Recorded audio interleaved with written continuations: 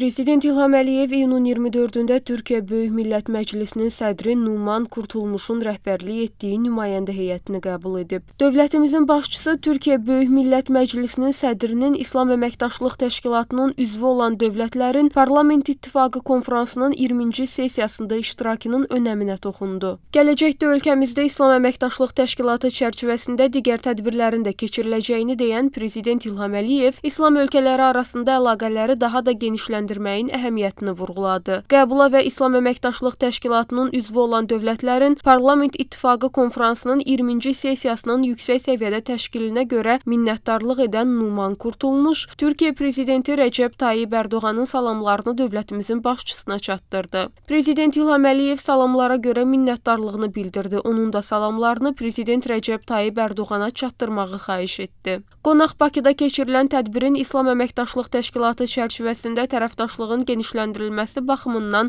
əhəmiyyətini vurğulayaraq dövlətimizin başçısının tədbir iştirakçılarına ünvanladığı müraciətin zəngin məzmunlu olduğunu dedi. Söhbət zamanı Şuşa bəyannaməsinin əhəmiyyətinə toxunularaq ölkələrimiz arasında qardaşlıq və müttəfiqlik münasibətlərinin bütün istiqamətlərdə, o cümlədən parlamentlərarası sahədə uğurlu inkişafı qeyd edildi. Dünyada Azərbaycan-Türkiyə birliyinin və qardaşlığının nümunəsinin olmadığı bildirildi və bu birgə sərvətimiz kimi qiymətləndirildi. Ölkələrimiz arasında dostluğun və qardaşlığın Cənubi Qafqaz regionunda sülh və təhlükəsizliyin təmin edilməsində mühüm amil olduğu vurğulandı. Görüşdə qanunverici orqanlarımız arasında mövcud əməkdaşlıq və onun daha da genişləndirilməsinin perspektivləri müzakirə olundu.